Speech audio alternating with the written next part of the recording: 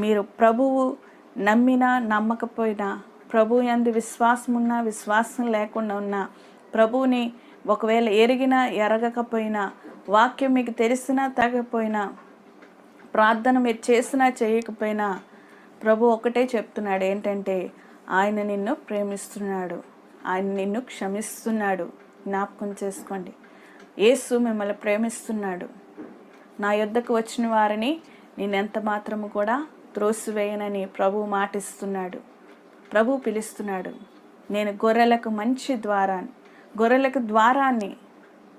కాబట్టి నీవు ఆయన ద్వారానికి రావాలని, ఆ ద్వారంలో మీరు ప్రవేశించాలని, ఆయన దగ్గరికి వచ్చినప్పుడు ఆ ప్రేమను మీరు పొందుకొని, మీరు క్షమాపణ అనేది మీరు పొందుకుంటారనేది గమనించి యేసుని నమ్మండి. యేసే మార్గము, సత్యము, జీవము. ఆ మార్గములో మీరు నిలబడినప్పుడు, ఆ మార్గంలో మీరు ప్రయాణించినప్పుడు మన ఆత్మీయ స్థితి దినదినము కూడా వర్ధిల్లుతూ ఉంటుంది.